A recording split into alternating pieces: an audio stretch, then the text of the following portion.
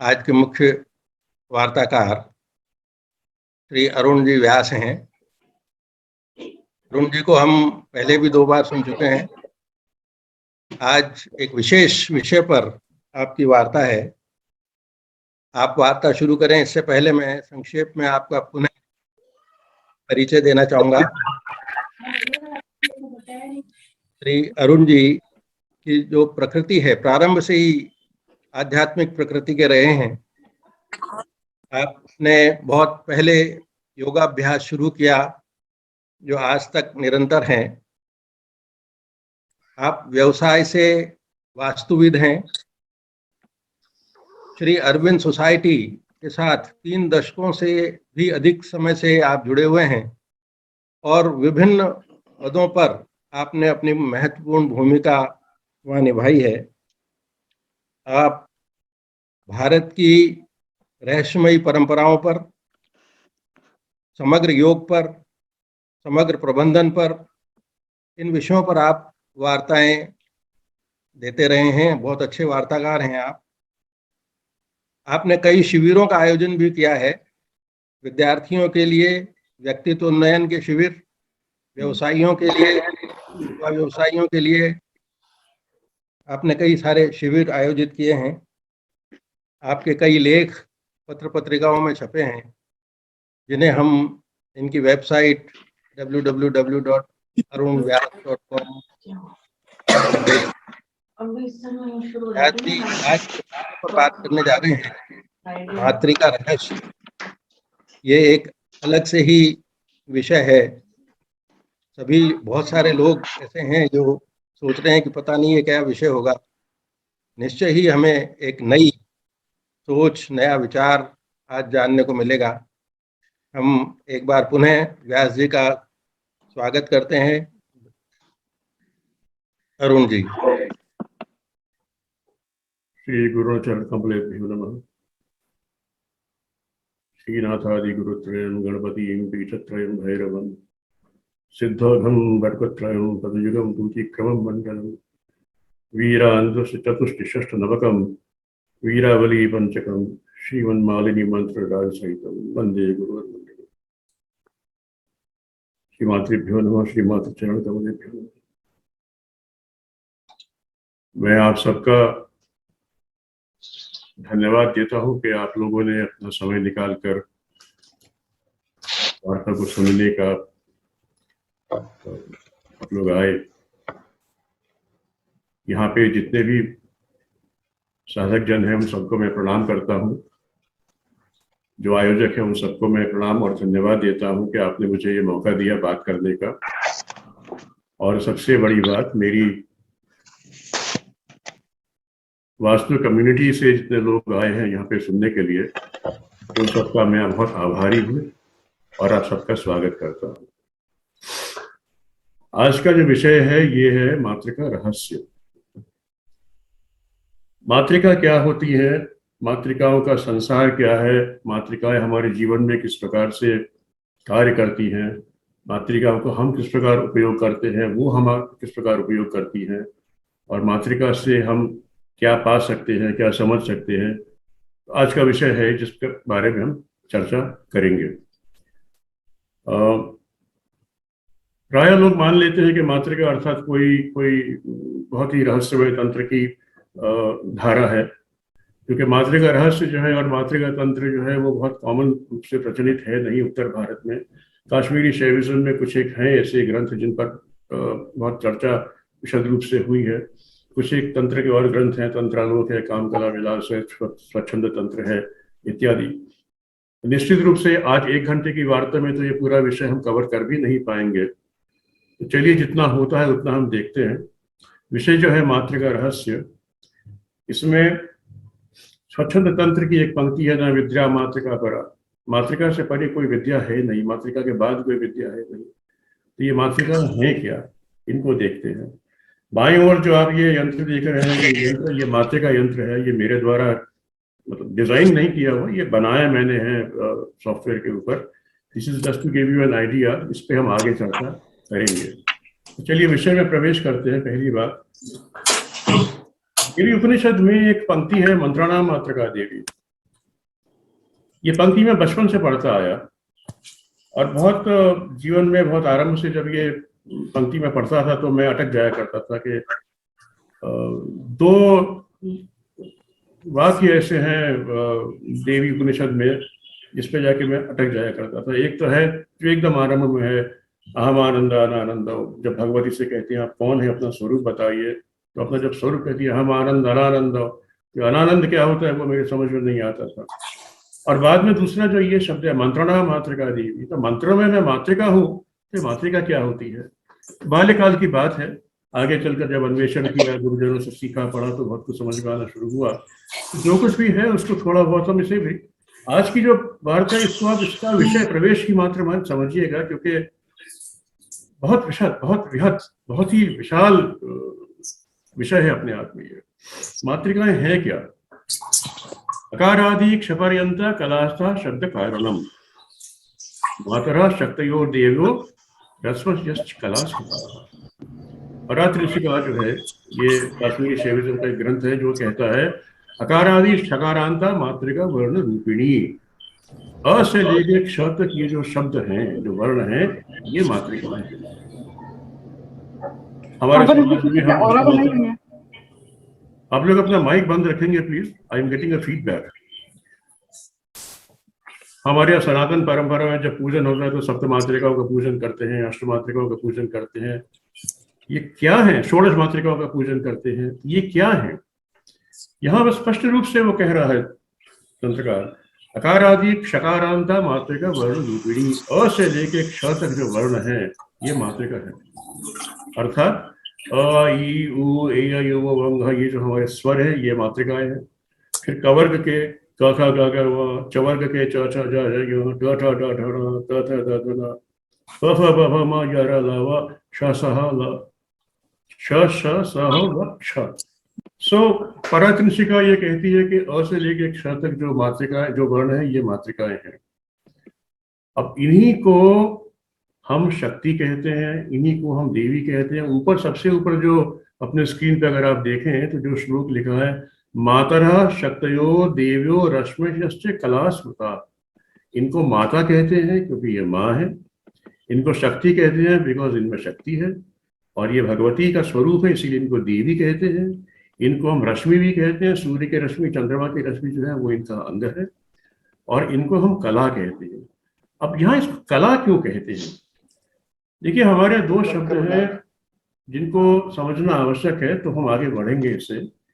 एक है कला और दूसरी है माया। ये तो ईश्वर की कला है, ये ईश्वर की माया है। ये दो क्या शब्द हैं? माया का अर्थ होता है, जो लोग कहते हैं कि ये इल्यूजन है, ये माया है, ये इल्यूजन को हम माया नहीं मानते। माया का मतलब होता है the ability to transform into different forms. जल का जल वो जिस भी घट में रखते हैं, जिस भी बर्तन में जल को रखते हैं, जल वो शेप ले लेता है। ये जल की माया है कि वो जिस बर्तन में जाएगा वैसा बन जाएगा। वही जल बर्फ बनता है, वही जल भाप बनता है, वही जल ठंडा होता है, वही जल गर्म होता है। दीज आर दी एबिलिटीज, ये जल की माया है। ईश्वर पदार्थ में भी है, ईश्वर थॉट में भी है, ईश्वर वनस्पति में भी है, ईश्वर जीव में भी है, ईश्वर धातु में भी है, ईश्वर जड़ में, चेतन में, सब में है। ये ईश्वर की माया है। मातृका को कला क्यों कहा गया? कला का मतलब होता है different aspects of the same form. अभी वो मातृका अ है, अभी अ से आ हो गई, फिर आ से ई हो गई, ई से ऊ हो गई, ऊ से अंग हो गई, फिर अ हो गई। यही मातृका सघन भूत जब होती है तो क ख ग घ ट ठ ड हो जाती है। ये मातृकाओं की कलाएं हैं। देवी दुर्गा सप्तशती के चौथे अध्याय में एक श्लोक है, स्त्रिया समस्ता सकला जगत्सु। देखिए मुझे ये सब्जेक्ट जल्दी करने की कोई जल्दी नहीं है, और मैं आपसे भी अपेक्षा करूंगा कि आप इसमें जल्दबाजी मत कराइएगा मुझसे। Let us go at a slow pace, understand the subject properly. जितना कवर हो गया, बाकी फिर देखेंगे, अगली बार भी कर सकते हैं। आज साल का आखिरी दिन है, आखिरी दिन let us have a good detailed discussion on whatever we can on the subject of मातृका। तो मैं जो कह रहा था आपसे, दुर्गा सप्तशती के चौथे अध्याय में एक श्लोक है, स्त्रियः समस्ता सकला जगत्सु। भगवती को कह रहे हैं, आप कौन हैं? आप हैं स्त्रियः समस्ता सकला जगत्सु, समस्त जगत की समस्त स्त्रियों, समस्त कलाओं वाली। अब यहाँ एक प्रश्न उठता है, जो अज्ञानी है, वो अज्ञानी मतलब से डोंट टेक इट अदरवाइज, जो नहीं समझ पा रहा उस टेक्स्ट को, वो कहता है जब समस्त जगत कह दिया आपने, समस्त भी कह दिया, और हम तो कहते हैं भाई सकल जगत में ऐसा हो रहा है, तो ये सकल जगत भी है, समस्त जगत भी है, और एक बात दो बार क्यों करी गई है? संस्कृत इतनी समृद्ध भाषा है कि उसको एक चीज को कहने के लिए दो शब्द प्रयोग करने की आवश्यकता नहीं होती है। जो कह रहे स्त्रियां समस्ता सकला जगत सु, इसका अर्थ ये होता है कि हे भगवती, समस्त जगत की जो स्त्रियां हैं, उनकी जितनी भी कलाएं हैं, डिफरेंट एस्पेक्ट्स ऑफ वुमनहुड, आप वो हो। तो वही कला यहाँ पर भी मातृकाओं के लिए प्रयोग में लिया जाता है। मातरः शक्तयो देव्यो रश्मश्च कला स्वतः, आपको भी कला कहा गया है। अब ये वर्णों का सबसे पहला उद्भव कहाँ से होता है? वर्णों का उद्भव होता है जब there is a transfer of knowledge from Shiva to Parvati. वर्णों के माध्यम से सदाशिव के ज्ञान, सदाशिव के मुख से ज्ञान, इसमें टाइपिंग में एक एरर रह गया है, वहां मुख आना चाहिए था। वर्ण के माध्यम से ही सदाशिव के मुख से ज्ञान निर्गत हो रहा है, इसे गिरिजा ग्रहण कर रही है। अब ज्ञान का जो फ्लो है, it is going from Shiva to Shakti, इसके माध्यम से हो रहा है। ज्ञान अगर फ्लो करेगा तो ज्ञान का कोई माध्यम तो होना चाहिए, तो वो जो है वर्ण है। और ये वर्ण इतना शक्तिमान है, इतना शक्तिशाली है कि वर्ण के सहारे सहारे ब्रह्म जी काइंडली अनम्यूट। हाँ, थैंक यू। वर्ण के सहारे ब्रह्म साक्षात्कार कर पाता है, अर्थात जो मंत्र हैं ये वर्णों से बनते हैं, और ये वही वर्ण है जिनके सहारे सदाशिव से ज्ञान निर्गत होकर गिरिजा तक पहुंच रहा है। ये निर्गत ज्ञान है, इसलिए तंत्र शास्त्र के टेक्स्ट को निगम कहा गया। वर्ण के सहारे ब्रह्म साक्षात कर लेता है, इसीलिए तंत्र में वर्णों को मातृका कहा गया। हम मातृका क्यों कहते हैं? म से आरंभ हो रहा है। म एक इंपॉर्टेंट सिलेबल है मातृकाओं में, म का एक विशेष स्थान है जो हम आगे चल के देखेंगे। इसीलिए स्वच्छंद तंत्र कहता है, न विद्या मातृका परा, मातृका से परे कोई विद्या है ही नहीं। अब एक बात है कि मातृका करती क्या है? मातृका defines, Matrika will define, Matrika will explain. मातृका भाषा है जिसके बिना हम रह नहीं सकते। वो चाहे इशारे की भाषा हो, चाहे वो मुख संवाद हो, चाहे वो लिखित संवाद हो, चाहे वो स्पोकन संवाद हो। देयर कैन बी नो संवाद विदाउट ए लैंग्वेज। लैंग्वेज अर्थात भाषा। ललिता सहस्त्र नाम में जो लोग जानते हैं, ललिता सहस्त्र नाम के जो पढ़ने वाले हैं वो जानेंगे, भगवती का एक नाम है भाषा रूपा। भाषा रूपा, उसमें कईयों में दो में नाम भी नहीं आ रहे हैं, कौन से? एक बार अंकल से मिल। भगवती का एक नाम भाषा रूपा है, क्योंकि भाषा जो है यही, ये मातृका है। मातृकाओं से मिलकर भाषा बनी है, और इस भाषा से कम्युनिकेशन होता है। तो एक चीज समझने की बात है, दुनिया में कोई भी ध्वनि आप सुने तो मातृकाओं की ध्वनियों से बाहर नहीं है। There can be no sound in the universe which is not a part of the Matrika. अ से लेकर क्ष के बीच में जितनी भी ध्वनियां हैं ये सारी आ जाती है। इसी कारण संस्कृत को देवभाषा कहा गया है, क्योंकि देवभाषा मातृकाओं पर निर्भर है। मातृकाओं के सहारे इसकी ये बनी हुई है। दुनिया की कोई भी, no language in the world comes anywhere close to this. हम चाहे कोई भी भाषा की बात करते हैं, चाहे वो, मुझे नाम लेने की आवश्यकता नहीं, हम सब जानते हैं इंग्लिश में कितनी दिक्कतें हैं और भाषाओं में कितनी दिक्कतें हैं। साइलेंट वर्ड होता है, इनकम्प्लीट सिलेबल्स हैं। हमारे यहाँ तो इन सिलेबल्स के अंदर कोई ऐसा, there is no sound which can not be reproduced in this. अब एक बात समझने की है, if there is a sound, there is a matrika which is connected to that sound. Every sound is connected to some matrika और the other. चाहे वो सड़क के ऊपर चलते हुए गाड़ी के ब्रेक लगने की आवाज हो, आप उस आवाज को भी सुनेंगे तो you will identify them with one of these matrikas. हम समझते हैं कि बड़ी बेकार किस्म की साउंड्स आ रही हैं। आई मीन आजकल तो इलेक्ट्रॉनिक मीडिया के कारण we have different type of instruments producing different types of sound. But if you go into the deeper aspect, you will realize there is no sound in the universe which is not connected to one of these matrikas. कुछ एक ध्वनियां हैं ऐसी जिसको बोलने के लिए अभी हमारा गला भी शायद तैयार नहीं है, जैसे अर्धमात्रा। त्वं स्वाहा त्वं सदा त्वं वषट्कारा सुरात्मिका सुधातम अक्षरेण तित्ये त्रिधा मात्रात्मिका सुता अर्धमात्रा स्थिता नित्या यान उच्चार्य विशेषता। विशेष रूप से जिसका उच्चारण किया जाता है अर्धमात्रा। हम अर्धमात्रा नहीं बोल सकते गले से, और is the nearest that one can come to that. तो the human throat as so far is not developed, but otherwise when you see the sounds in the universe, all the sounds are connected to one of these matrikas. इसका अर्थ क्या है?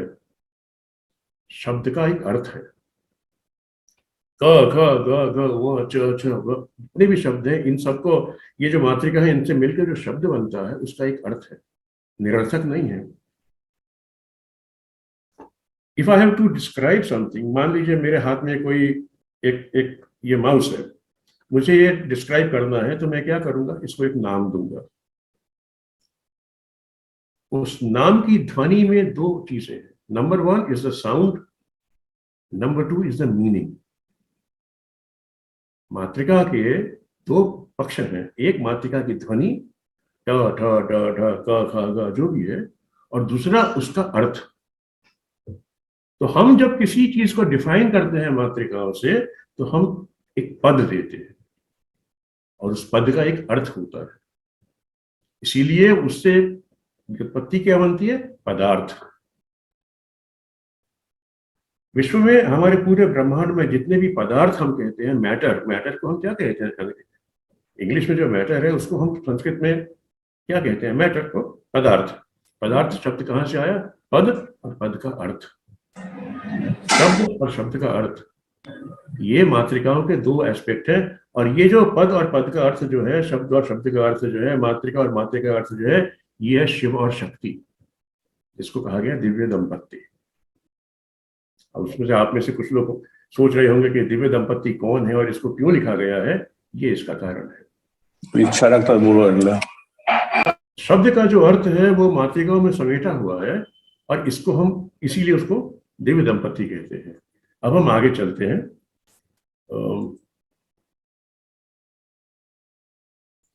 आगे why is it not going ahead? हाँ,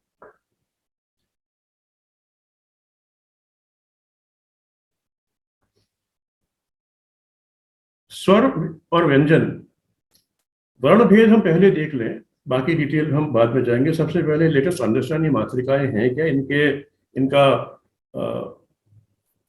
इनका शाब्दिक स्वरूप क्या है। पहला जो भेद है, वर्ण भेद, वो है स्वर। देखिए, मात्रिकाओं को वर्ण कहा गया है। वर्ण का मतलब होता है डिफरेंट कलर्स, वर्ण का मतलब कलर। तो इसके जो भेद हैं दो, नंबर एक है स्वर। स्वर क्या है? जो हम देख रहे हैं अपने स्क्रीन के ऊपर, अ ई उ ए यो वंगा, ये स्वर है। ये अवर्ग कहलाते हैं। 16 है, अ से लेके अ तक है, 16 वर्ण है। अब इनको स्वर क्यों कहते हैं? ये स्वप्रकाशित हैं। ये स्वप्रकाशित हैं। स्वप्रकाश का मतलब क्या है? ये अमैथुनी स्वर हैं। इनके बोलने में या इनके उच्चारण में हमारी जिह्वा, हमारे ओष्ठ, हमारा मुख कहीं पे एक दूसरे से कहीं टच नहीं करता। तो देयर इज नो मैथुन। मैथुन मतलब हुआ दो चीजों का संघट्ट होना। और ये स्वप्रकाशित है, क्योंकि इस पे हम आगे चल के बात करेंगे स्वप्रकाश क्या है, इसका अर्थ कहाँ हुआ और ये कैसे आया। किंतु इनका ये अमैथुनी स्वर है, इसीलिए स्वर कहलाते हैं। और ये सबसे पहले निकलती है। अ को हम क्या कहते हैं? अ को हम कहते हैं अनुत्तर शिव। मैं थोड़ा इसमें बाद में चर्चा करूंगा, पर यहाँ पे इसको आवश्यक है कहना। अनुत्तर शिव का मतलब क्या हुआ? सबसे पहले विश्व में सृष्टि में सबसे पहले किसका उद्भव हुआ? शिव का। शिवत्व जो है, शिवत्व का सबसे पहला जो है वो फर्स्ट प्रिमोडियल साउंड इज, इसको हम कहते हैं अनुत्तर शिव। इसका उत्तर नहीं है, मतलब ये कोई उत्तर नहीं है किसी चीज का, अनुत्तर है। कारण इसका ये है कि अगर किसी उत्तर का प्रश्न होता है तो वो प्रश्न उत्तर से पहले आता है, और से पहले तो कुछ था ही नहीं, तो अ का प्रश्न कहीं से हो नहीं सकता। Therefore, a cannot be an answer to a question. Because a is not the answer to a question, it is called अनुत्तर। हम थोड़ा थोड़ा भीतर जा रहे हैं। इसी अ का विस्तार होता है आ, फिर बात है ई, ऊ, रू री, ए ऊ अंग। इनके अधिष्ठाता भैरव है। भैरव का मतलब यहाँ पे हम वो भैरव ना समझे जो मंदिरों में हम पूजा करते हैं, भगवान काल भैरव की या और भैरव की। ये एक एक्सेप्ट दिस एज शिव। दूसरा, हाँ, इसको थोड़ा हम जब गहराई से देखें तो इसमें दो वर्ण है, पुरुष वर्ण और स्त्री वर्ण। तो स्त्री से मतलब यहाँ it is not feminine, not a woman, एक कैटेगरी है। ये पुरुष है, ये स्त्री वर्ण है। पुरुष वर्ण क्या है? जो आरंभिक ध्वनि अ, ई, उ, ए, औ, अंग, very flat to the point sounds. उनका विस्तार जो है वो स्त्री पक्ष है। आ, ई, उ, ए, औ, अंग। और बाकी ये जो चार स्वर हैं, रू री, इनको हम नपुंसक वर्ण में गिनते हैं। इसमें से रू री ये शिवमय कहलाते हैं, रू री शक्तिमय कहलाते हैं। Having said that, we will now proceed further and go to the next slide. चलिए देखिए यार, अब ये स्वर जो है जब ये घनीभूत हो जाते हैं तो ये व्यंजन बनते हैं। व्यंजन का मतलब क्या होता है? हम जानते हैं व्यंजन का मतलब होता है पक के जो बनता है। भोजन को व्यंजन कहते हैं, स्वादिष्ट व्यंजन की बात होती है, मिठाई को व्यंजन कहते हैं। Anything which is cooked and is prepared. तो स्वरों से घनीभूत होकर ये वर्ण जो बनते हैं क ख ग घ, ये इस कारण ये व्यंजन कहलाते हैं। अब ये व्यंजनों की श्रेणी क्या है? का वर्ग है क ख ग घ य। हम जानते हैं जब ये एक particular certain fixed part of the vocal system is used to pronounce one set of sounds. क ख ग घ य, छ छ झ झ न, टा ठा डा ढा ण, ता था दा धा न, पा फा बा भा म, या रा ला व, श श स ह लक्ष। ये जो साउंड्स हैं ये एक विशेष स्थान से निकल के आती हैं। मेरी स्क्रीन पूरी दिख ही नहीं रही, मुझे नीचे क्या लिखा हुआ है? एनीवे, इनकी जो अधिष्ठात्री है वो स्वरों के तो भैरव थे, इनकी अधिष्ठात्री भैरव नहीं है, इनकी अधिष्ठात्री भैरवी है। अब हम आगे चलते हैं जरा, और हम देखते हैं कि ये जो now we are going a little deeper into the subject. ये जो स्वर और व्यंजन है ये क्या है? ये वाग्देवी का स्वरूप है, ये वाग्देवी के अंग है। वाग्देवी अर्थात वाक की देवी। देवी उपनिषद में जब एक आख्यान आता है कि एक ऋषि थे जिनका नाम था अम्भृण। अम्भृण ऋषि की कन्या का नाम था वाक। समझ, और वो देवी स्वरूपा थी। तो सारे देवतागण जाके कहते हैं कि माँ कौन हो, अपना स्वरूप बताइए। And she starts to explain herself, मैं कौन हूं। तो ये वाक क्या है? ये वाग देवी क्या है? नामों में रहस्य छुपा हुआ है। अम्भृण का मतलब क्या होता है? हम शिव को कहते हैं त्रयंबकम, 3 नेत्र वाला। अम्भृण ऋषि का मतलब है नेत्र, आंख वाला। नेत्र यानी दृष्टि, दृष्टि की कन्या है वाक। जो देखा वो बोला, जो दृष्टिगत हुआ उसका हमने उसको एक्सप्लेन किया, तो ये वाक है, ये वाग देवी जो है, हम इनको सरस्वती कहते हैं। किंतु वाग देवी नाउन है, माइंड यू, सरस्वती नाउन नहीं है, सरस्वती इज एन एडजेक्टिव।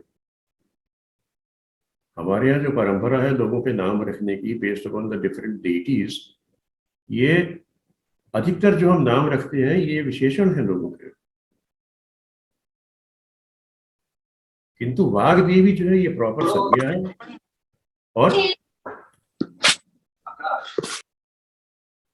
वाग देवी जो है ये प्रॉपर संज्ञा है। सरस्वती जो है वो इनका विशेषण है। सरस्वती का मतलब श्रुवती इति सरस्वती, श्रु अर्थात जल, जल के समान निर्मल रूप से जो बहे वो सरस्वती।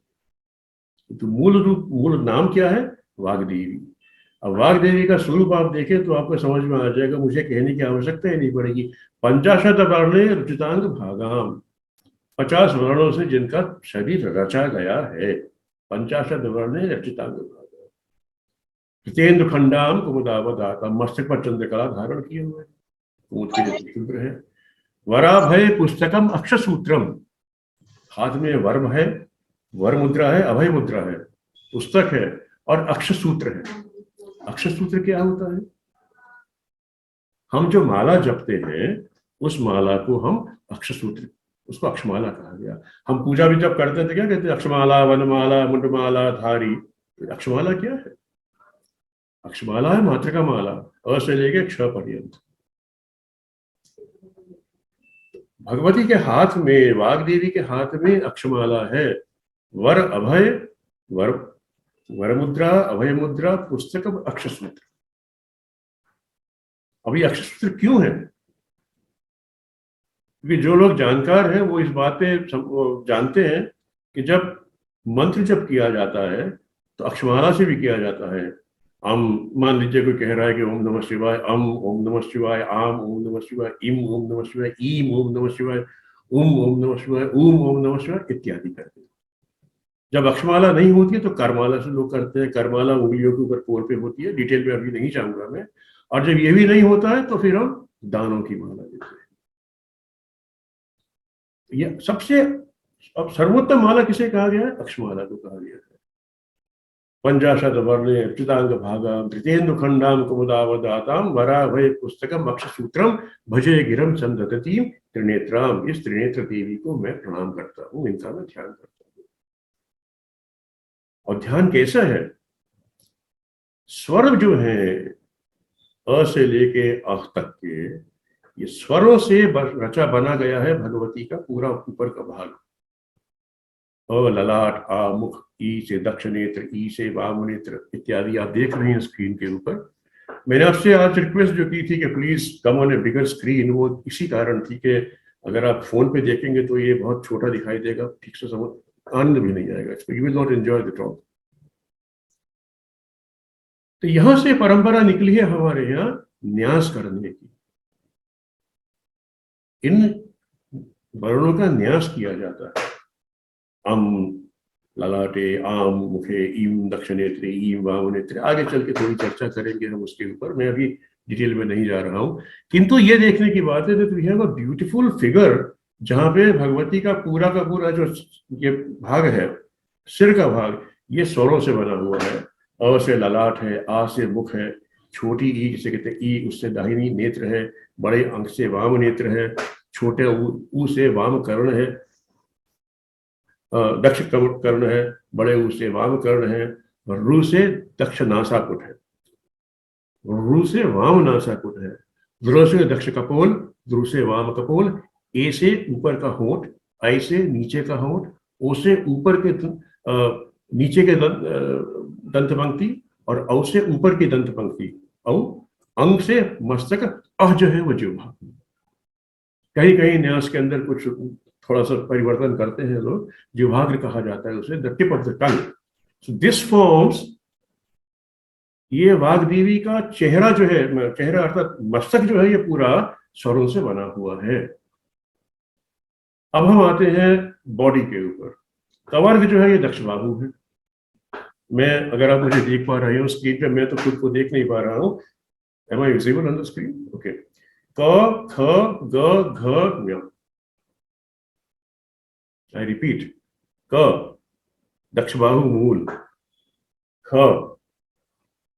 ग मणिबंध, घ उंगलियों का नीचे का हिस्सा, ञ उंगलियों के आगे का हिस्सा। फिर बाएं हाथ पे आते हैं, च छ ज झ ञ। तो कवर्ग से दक्षबाहु बनी है, चवर्ग से वाम बाहु बनी है भगवती की। ऐसे ही पैर, ट ठ ड ढ ण। त से जॉइंट ऊपर का, ठ से जंघा, ड से पिंडली, ढ से उंगलियों के नीचे का भाग, ण से उंगली के ऊपर का भाग। इसी तरीके से जब बायां पैर है, दैट इज फॉर्म्ड ऑफ तवर्ग, त थ द ध न। यहां तो हो गई ऊपर की body. So far we have covered the head and we have covered the 4 limbs, 2 हाथ और 2 पैर। अब बाकी जो बीच का जो टॉर्सो है वो कैसे बना है? प से दक्ष Kukshi. Now what is Kukshi? Kukshi कहते हैं कोख को, the lower part of the stomach। प दक्ष कुक्षी, फ से वाम कुक्षी, ब से पृष्ठ, पृष्ठ मतलब द बैक, पीठ, ये ब से बनी है। भ से नाभि बनी है। म से क्या बना है? उदर। य से हृदय। र से दक्ष स्कंद, दक्ष स्कंद मीन्स द राइट शोल्डर। ल से ककुदी, ककुदी कहते हैं ये ग्रीवा के पीछे वाला हिस्सा, ये ककुदी कहलाता है। व से वाम स्कंद। अब बचे हमारे पास में 5, श श स ह क्ष। श है हृदय, हार्ट से दक्ष हस्तांतरम, from the heart to the end, दक्ष हस्त के अंदर एंड तक, हृदय दक्ष हस्तांतरम। श से हृदय वाम हस्तांतरम। स हृदय से दक्ष पादांतरम। ह से हृदय से वाम पादांतरम। और बचा क्ष, क्ष is the brahmarandhra. This is the body of Vagdevi. इसीलिए हम जब भी कोई बात कहते हैं, जब भी कोई बात, कुछ भी उच्चारण करते हैं अथवा लिखते हैं अथवा स्मरण करते हैं, we are using some language और the other, which means we are always in touch with Vagdevi. ये भगवती जिसको कहा गया है तुम धेनु स्वरूपा हो, कामधेनु स्वरूपा हो, आप सबको संतुष्ट करती हो, and she is huge, she is immense. आगे हम थोड़ी चर्चा और करेंगे कि what is the form, what is the shape, what is the size of these of the matrikas. So far so clear. I think now I will proceed to the next slide. Vagdevi के स्वरूप के ऊपर चर्चा करने के बाद हम एक चीज देखते हैं, मातृका का अर्थ क्या है। मातृका को कहा गया है Sarveshwari Mahasiddha Matrika. What a beautiful name it has been. Matrika को सर्वेश्वरी महासिद्ध मातृका। क्यों? परमात्मा का ऐश्वर्य है। परमात्मा का ऐश्वर्य पूरी दुनिया में भाषित कहां से हो रहा है? इन्हीं मातृकाओं के माध्यम से हो रहा है। जो पदार्थ है वो भी मातृकाओं का एक स्वरूप है। जो हम काम कर रहे हैं वो भी मातृका का एक स्वरूप है। मेरे भीतर काम करने की जो शक्ति है वो भी मातृका है। आप और मैं अभी जो संवाद स्थापित कर रहे हैं वो इनके बिना असंभव है। अगर मातृका नहीं है तो मेरे पास भाषा नहीं है, भाषा नहीं है तो मेरे पास आपको बताने के लिए कुछ कंटेंट भी अगर होगा तो मैं कन्वे नहीं कर पाऊंगा। और वो कंटेंट भी कहां से होगा? अगर मेरे पास उस कंटेंट को सोचने की भाषा ना हो। सोचने की बात है। और मातृकाओं में ही अनेक स्थानों पर क को सूर्य कहा है, ख को चंद्रमा कहा है। एक मातृका से पूरा भुवन प्रकाशित हो रहा है। इमेजिन, वे परमात्मा का वो ऐश्वर्य है जिनके एक अक्षर रूप चंद्रमा की ज्योत्सना से तीनों भुवन प्रकाशित हो रहे हैं। वामकेश्वरी मत तो बहुत स्पष्ट कहता है, यद अक्षर शशि ज्योत्सना मंडितम भुवन त्रयम। तीनों जगत, तीनों लोक मंडित हो रहे हैं मातृका की। यद अक्षर शशि ज्योत्सना, एक अक्षर है वो शशि। तो यहां तो 50-50 है भाई। Imagine the strength, imagine the beauty and imagine the aishwarya. ये परमात्मा का ऐश्वर्य है, अर्थात ये स्वयं ऐश्वर्य स्वरूप है। मैं आपको एक ये स्लाइड है, इसको जरा ध्यान दें आप। ओ क्षमा। देवी वाचम जनयंत देवास्ताम विश्वरूपः पशवो वदन्ति सा नो मंदिरेषु मूर्जम दुहाना ध्येनुर्वागस्मान उपसुष्टुतैतु। ये देवी उपनिषद में ये श्लोक आता है कि देवी वाचम जनयंत देवास्ताम विश्वरूपः पशवो वदन्ति। देवी वाचो जनयंत देवास्ताम विश्वरूपः, देवताओं ने जिस वैखरी वाणी को वाच को प्रकट किया है उसे सभी प्राणी बोलते हैं। विश्वरूपा पशु वदंती, पशु से मतलब जानवर नहीं है, एवरीबडी। वो पशु भी है, पक्षी भी है, नर भी है, नारी भी है, सब कोई है, even devatas. How can the devatas communicate if there is no language? आप जानते हैं शिव सूत्र जाल की जो घटना है वो क्या हुई थी? आज ही मुझसे कोई चर्चा कर रहा था, व्हाट वाज इट अबाउट। जब संस्कृत नहीं थी देवताओं के पास में, they had a lot of difficulty in explaining, in communicating, in talking to each other. जिस उदात्त बात को देवता बात करना चाहते हैं उस हिसाब से उदात्त भाषा भी तो चाहिए उनके पास। वो गए थे महाराज नटराज महादेव के पास, तो उन्होंने आनंद तांडव के पश्चात उन्होंने वो अपना डमरू बजाया, नटराज राजो ननाद ढक्काम, नित्यावसाने नटराज राजो ननाद ढक्काम नव पंचवारम, नव पंच 14 बार बजाया। उसमें से पूरा शिवसूत्र जाल निकला, जिनमें से पूरा ग्रामर निकला, और वो सारा का सारा ग्रामर इन्हीं मातृकाओं के ऊपर आधारित है। पाणिनि भगवान ने जो किया है, क्या वो इन मातृकाओं के एक मातृका हटा दीजिए तो full system will collapse. Any single मातृका, आप क ट त कुछ भी अपनी भाषा में से कह दीजिए कि मैं यूज नहीं करूंगा, सी व्हाट हैपेंस। तो ये वो मातृका है जिसे देवताओं ने वैखरी वाणी को प्रकट किया। वाचो जनयंत देवास्ताम विश्वरूपा पशवो वदन्ति। सब लोग इसको किसी से बात करते हैं। सांद्र मंदिर मूर्चम दुभाना देगर वागसम वागसमानुपम सुष्टुतैतु। आप संतुष्ट होकर हमारी वाग रूपिणी भगवती हमारी स्तुति से संतुष्ट होकर हमारे समक्ष पधारे। और ये वही है जो मैं आपसे पहले कह रहा था, उस वाग देवी अम्बरीण ऋषि की कन्या वाग, जिसके पास सारे देवता गए थे कि आप कौन है, अपना स्वरूप बताइए। And when she explains then they say देवी आप संतुष्ट होकर हमारे समक्ष पधारिए। ये मातृका है। मातृका पोषण करती है, केवल हमारा नहीं करती है, मनुष्यों का नहीं करती, देवताओं का भी पोषण करती है। कोई नहीं इस विश्व में, इस पूरे ब्रह्मांड में कुछ नहीं है मातृका के सिवाय। इसीलिए सबसे पहले लिखा था न विद्या मातृका पर। I will go further on this now. How much time do we have? अभी 15 मिनट बचा है, 10।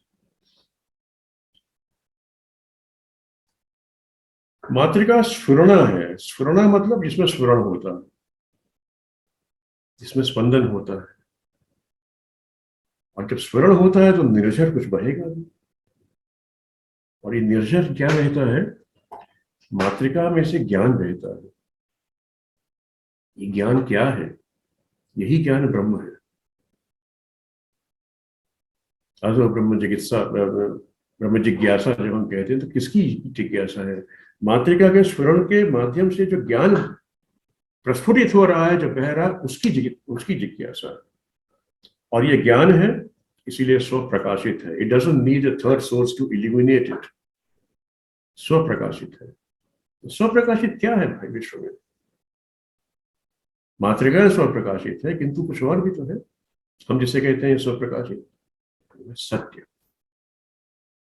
सत्य स्व प्रकाशित है। उसको किसी बाहरी उपादान की आवश्यकता नहीं होती अपने आप को इल्यूमिनेट करने के लिए। हम जानते हैं कि ये जो आप छोटा देख रहे हैं स्क्रीन में लिखा हुआ प्रकाश लिंग काशी, ये एक we know that there has been a story के एक बार ब्रह्मा में और विष्णु में, उन दोनों में ये स्पर्धा हुई थी कि कौन बड़ा उन दोनों में से। तो वो गए महादेव के पास। महादेव ने कहा कि मेरा प्रकाश लिंग जो है, मैं उसमें I convert myself into the prakash linga, और मेरे प्रकाश लिंग का जो और छोर पहले जान पाएगा वो बड़ा। ब्रह्मा जी ने आगे कह दिया कि मैं देख पाया हूं, मैं जान पाया हूं, और वो जो मिथ्या वचन किया था उसी कारण ये एक प्रचलित बात है कि ब्रह्मा का पूजन नहीं किया जाता, या फिर वो जो कहते हैं कि ब्रह्मा का सिर काट दिया इत्यादि बहुत सी those are myths, those are stories, but those stories they contain some profound truth. ये जो प्रकाश लिंग की बात उठी है कि ये प्रकाश लिंग कौन थे, ये स्वयं महादेव थे। और ये प्रकाश लिंग क्या है?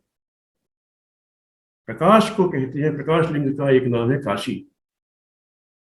ये काशी जो है, जिसको हम बनारस कहते हैं, ये सही रूप में देखा जाए तो ये प्रकाश लिंग। थोड़ा सा विषय से मैं थोड़ा सा हट गया हूं, but I want to emphasize upon this also that this is very and it is important for us to understand.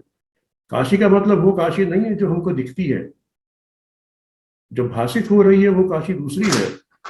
जो चिन्मय काशी है, प्रकाश लिंग काशी। क्यों कहते हैं लोग काशी मरणात् मुक्ति? काशी नगर में जाके कोई मरेगा तो उसकी मुक्ति होगी, हम ये मान के चलते हैं, किंतु इसका दूसरा अर्थ क्या है?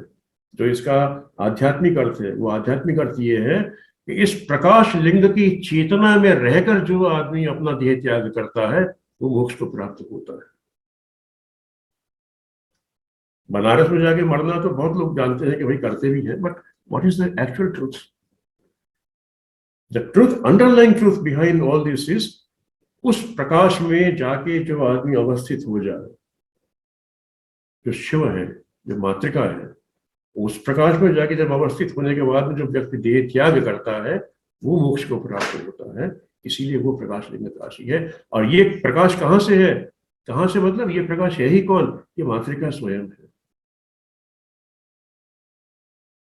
इसका आप देखें कि पूरा जो the entire gamete of the मातृका, सबसे पहले अ, सबसे अंत में ह।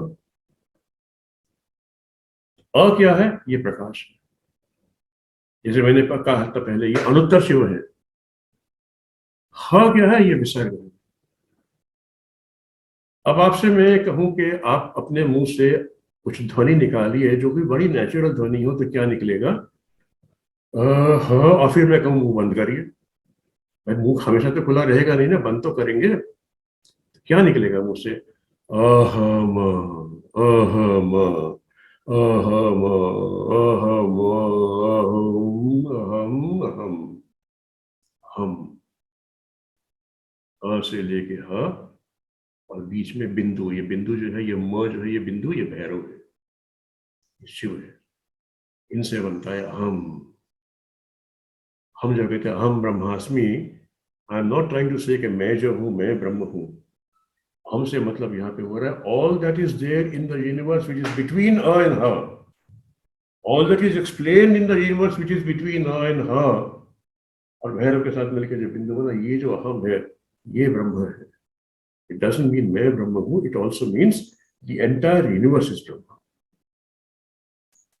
तो हम इसमें जो हम कहते हैं इसे अहंकार हो गया है, अहंकार बुरी बात है। भाई अहंकार बुरी बात नहीं है, घमंड बुरी बात है। अहंकार तो मेरा स्वभाव है। अहम अस्मि, मैं हूं। अहम, मेरे भीतर पूरा विश्व, पूरा ब्रह्मांड स्थापित है, ये अहम है। उसका बोध होना ये अहंकार कहलाया।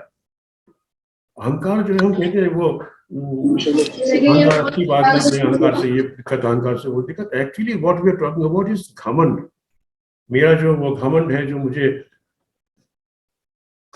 हम बात करें रावण की, तो रावण को अहंकार था या रावण को घमंड था? थोड़ा तात्विक रूप से अगर हम इंडिपेंडेंट होकर एकदम ही इंडिपेंडेंट तरीके से हम चर्चा करें तो अहंकार तो सब में है, आप में भी है, मुझ में भी है। आपसे पूछे आप कौन है, आप कहेंगे मैं सो एंड सो, मैं कहूंगा मैं सो एंड सो। रमन महर्षि के पास जाकर लोग पूछा करते थे, रमन महर्षि पूछते थे तुम कौन हो, तो वो कहते थे मैं अरुण व्यास। तो वो तो तुम्हारा नाम है भाई, देह का तुम कौन हो? तो वो जो तुम कौन हो जो वो अहंकार है। तो ये मातृकाओं की देन है हमें, अ से लेके ह तक अह, और बीच में जब मुंह जब बंद करते हैं तो भैरव का जो नाद होता है अहम। इसीलिए तंत्रानुग कहता है एक में परम रूपम भैरवस्य हमात्मकम, ये ब्रह्म है, ये भैरव है। और ये जो अहम है, यही ब्रह्म का जब आनंद स्वरूप है, वो है त्रिपुर सुंदरी। थोड़ा सा और एक्सपेंशन में जा रहे हैं, वो है त्रिपुर सुंदरी। So, having explained what is the importance of Matrika, I hope you are now very clear. Matrika is not just any वो 12 खड़ी बोल देते हैं, उसको हम बोल देते हैं कि ये अक्षर जो है इसको लिख दो। अरे अक्षर, ओके, अक्षर क्यों कहते हैं उसे? जिसका क्षय नहीं होता वो अक्षर है,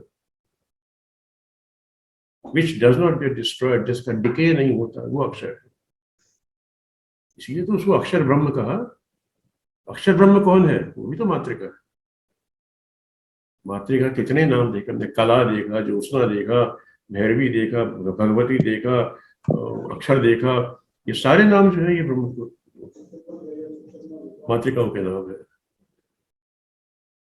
इसीलिए मैं अब इस पे आता हूं, and this probably may be the last slide that we will discuss today, because I think we are already touching 6:30 time. Matrika को अब थोड़ा हम गहराई में उतर के देखते हैं। मातृका क्या है? ये परमेश्वर की क्रिया शक्ति है। इससे परमेश्वर के होने का आभास हमें होता है।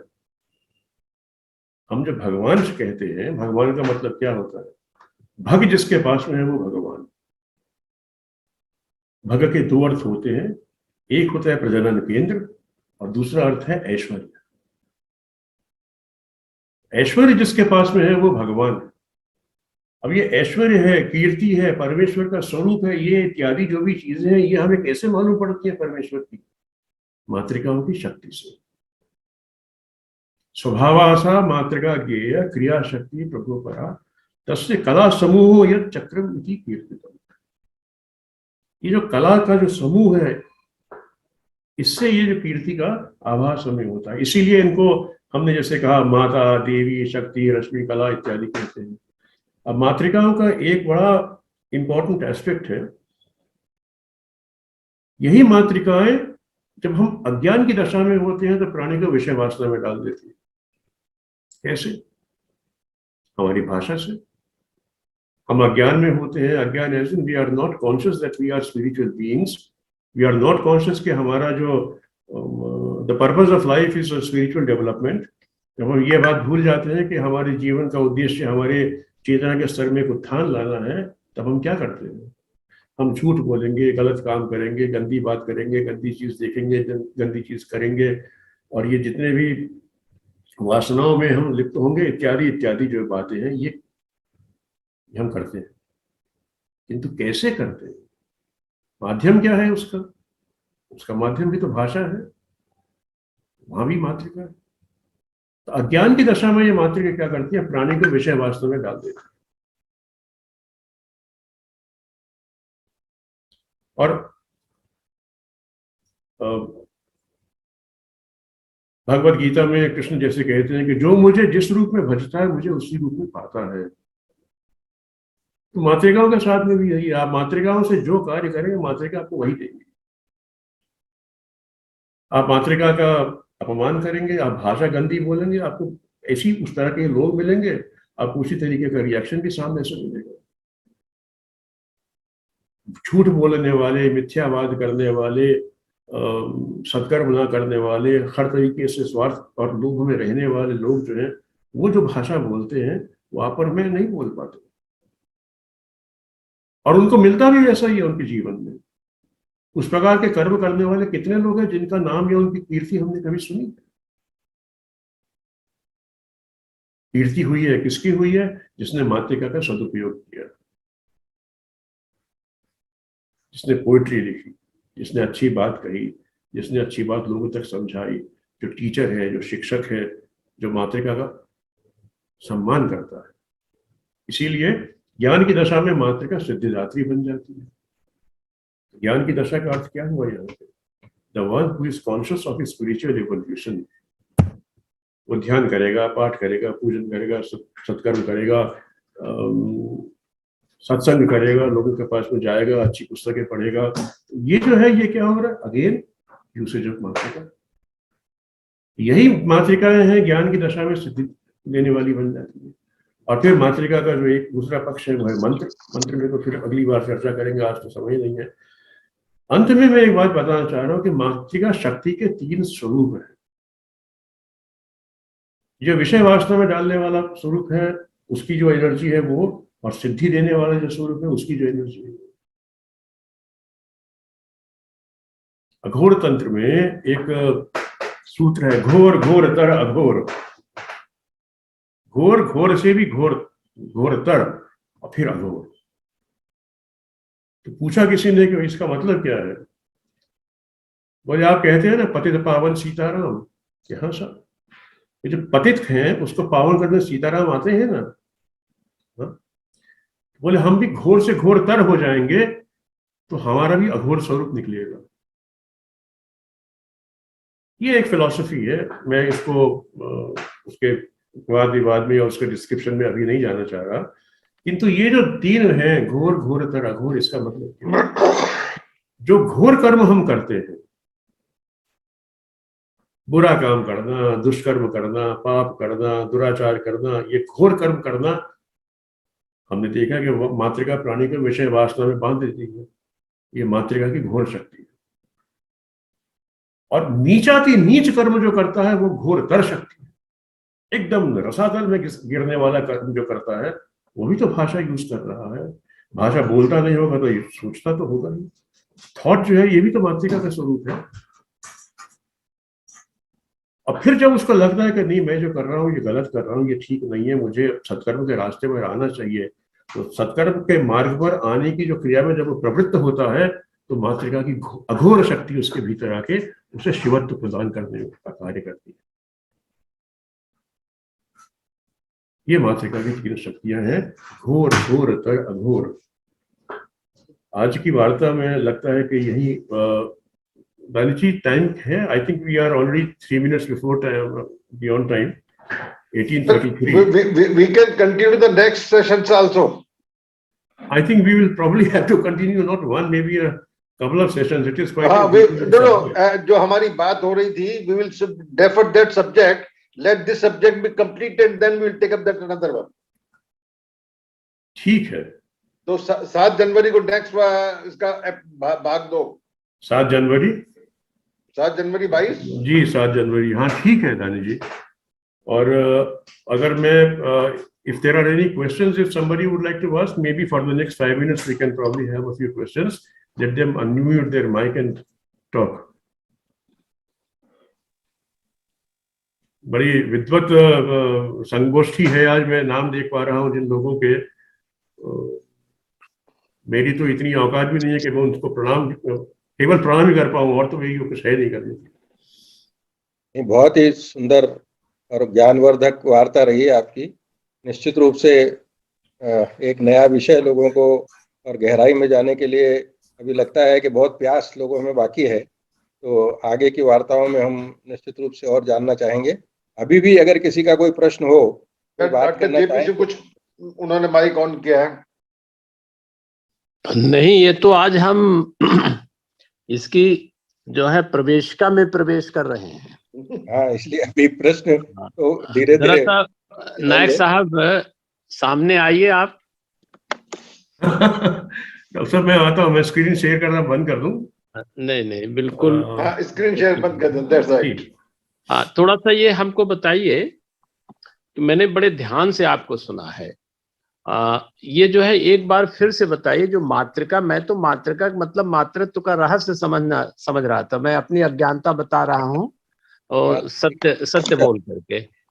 लेकिन ये है कि आपने एक नया विषय दिया और इसके बारे में अब मुझे लगता है कि आपको एक गुरु सरीखे हमको लेना पड़ेगा। अच्छा, नहीं खैर, जो मेरा प्रश्न है, मातृका का मतलब जो है ये क्या, ये जो अपने जिसको हम लोग 8 डाणी कहते हैं, आ से लेकर 36 गा तक, इसी को कहते हैं मातृका? आपने क्या कहा, 8 क्या कहते हैं? 8 डाणी हम लोग गांव में कहते हैं, 8 डाणी, या आ ई उ से लेकर के। जी वही है, वही है। यानी कि इसी के माध्यम से हम व्यक्त करते हैं। और नेचुरली कोई भी, इवन जानवर भी बोलता है तो उसको भी हम हिंदी की भाषा पे जैसे वहाँ माँ, तो वह वो इसके इन्हीं वर्णों से हम उसको व्यक्त करते थे। इसी को मातृका कह रहे हैं आप? जी जी जी, यही मातृका है। अच्छा, यही मातृका है। मैंने अच्छा, जैसे पहले कहा अगारादि षकारांत, अ से हाँ लेके क्ष तक जो है ये अवर्ग, जी कवर्ग, चवर्ग, टवर्ग, तवर्ग, पवर्ग जी। जितने हैं ये सब मातृका है। दूसरी चीज, जैसे आपने सर को जो कहा, ये स्वर के रूप में आपने तमाम चीजें कही। और जैसे व्यंजन में जैसे काका गाघा, चाचा जाजा या ताथा धागा टाठा धागा, तो ये जो आपने जैसे हाथ से यहाँ से कंधे से लेकर के इस हाथ तक, फिर इधर कंधे से लेकर के अंगुलियों तक जो बताया, तो ये किस बेसिस पे इसको कहा गया? क्या ये मेरा पूछना उपयुक्त रहेगा? नहीं, ये तो जैसे ब्रह्म जिज्ञासा है। नहीं, जैसे ये पूछा ना एक हाथ में कि यहाँ से का खा गा घा। मैं बताता हूँ इसको। डॉक्टर साहब, हाँ। ऐसा है कि कुछ तंत्र विशेष हैं, जैसे वामकेश्वरी तंत्र है, स्वच्छंद तंत्र है, हम्म और कई हैं, काम कला विलास तंत्र है। हम्म इन ग्रंथों में और अन्य कई ग्रंथ हैं जिन ग्रंथों में ये वाग्देवी के स्वरूप की चर्चा की गई है। हम्म और ये जो स्वरूप की चर्चा जहाँ पे है, इसी के साथ में हमारे एक न्यास की परंपरा बनी है। हम्म। वो न्यास भी इसी प्रकार से किया जाता है। न्यास का अर्थ क्या होता है कि देव भूतवा देवम यजेत, देवता बन के देवता का पूजन करना चाहिए, ये शास्त्र का वाक्य है। अब देवता कैसे बने आदमी? तो देवता बनने के लिए वो क्या कहता है कि देवत्व वो अपने भीतर स्थापित करे। तो एक तरीका है उसका, वो न्यास कहलाता है। न्यास में एक है, कई तरह के न्यास होते हैं, अंतर्मात्रिका न्यास, बहिर्मात्रिका न्यास, अंग न्यास, करण न्यास, वो एक अलग बात। ये जो क्रम जो हमने देखा था जिसमें वाग्देवी के स्वरूप की चर्चा की थी, उसी क्रम से न्यास होता है। जी। जो करण न्यास, अंग न्यास होता है वो अलग होता है। एक जो अंतर्मात्रिका न्यास, बहिर्मात्रिका न्यास होता है, वो इसी क्रम से किया जाता है। तो ये जो क्रम है जो आप पूछ रहे थे और जो मैंने एक्सप्लेन किया था, ये पहले से बहुत चिरकाल से ये एस्टेब्लिश पैटर्न है जो आज भी फॉलो किया जाता है। जी। वहां पे ये स्वरूप मिलता है पूरा, उसी से मातृका के जो जो जो फॉर्मेट देवी के शरीर का है, वही फॉर्मेट मानव के शरीर का है। तो जहां जहां वो जिस जिस मातृका से वो शरीर बना है भगवती का, उसी स्थान पर डिस्क्राइब किया गया है, उसी प्रकार से न्यास भी होता है। ठीक है, बहुत अच्छा रहा। मतलब एक इंसाइट आपने खोली कि इसके बारे में जो जिज्ञास लोग हैं, हम जैसे लोग, इसके बारे में थोड़ा सा जानकारी होगी तो इसको और विस्तार में करिए। जब हम लोग थोड़ा समझने लगेंगे तो और भी अच्छी तरह से क्लियर होगा। बहुत ही अच्छी साइंस आपने बताई। मनोज जी। हाँ जी। नमस्कार अरुण जी, और सबको मेरा सादर प्रणाम। काफी विद्वान बैठे हुए हैं। और अरुण जी, एक बात कहना चाहूंगा कि हर दिन ये कहते हैं ना जिज्ञासा होनी चाहिए, लेकिन आज मुझे अपनी ज्ञान की अल्पता का आभास हुआ कि ये भारतीय संस्कृति इतनी महान है, तो इस पर गौरव भी हुआ। क्योंकि जिस तरह से आपने जिस सब्जेक्ट को छेड़ा है, 12-13 साल से इस फील्ड में है, लेकिन इसके बारे में कभी सुना ही नहीं था। तो आपने बहुत ही अच्छे विषय से परिचय कराया, और इतनी सहजता से, इतना ये मुश्किल सब्जेक्ट है लेकिन इतनी आसान तरीके से आपने उदाहरण देके भी समझाया कि बहुत मजा आया। और आगे के सत्र के लिए उत्सुकता और बढ़ गई है। और आपका नाम तो अरुण जी है, तो अरुण का मतलब तो मेरे ख्याल से सूर्य होता है, तो ज्ञान का प्रकाश आपके माध्यम से फैलना तो आपके नाम के साथ ही जुड़ा हुआ है। तो दिल की गहराइयों से आपका धन्यवाद करूंगा, और चाहूंगा कि अगले सत्र में भी मैं अपनी उपस्थिति बना पाऊं। धन्यवाद। अनुगृहीतोऽस्मि। कीर्ति जी अधिकारी, धन्यवाद के लिए। कीर्ति जी। हाँ जी, नमस्कार अरुण भाई। आपने इतने सुंदर ढंग से जो मात्रा का सदुपयोग बताया, महत्व बताया, उसका सम्मान क्यों करना चाहिए। आज तक शायद हम में से किसी ने भी ये चीज सोची नहीं थी कि ब्रह्म का जो हम साक्षात्कार है वो वर्णों द्वारा किया जा सकता है। कई मार्ग देखे थे, ये मार्ग पहली दफा आज आपसे सुना, और उसके लिए आपका बहुत बहुत धन्यवाद। हम सब बहुत कृतज्ञ हैं कि हमें इतनी नई चीज आपने आज इंट्रोड्यूस कराई है। ये प्रक्रिया आपने जो प्रारंभ की है, आप इसको कंटिन्यू कर सकें, ये हम सब की इच्छा है। Thank you so much. Thank you Kirti ji, thank you.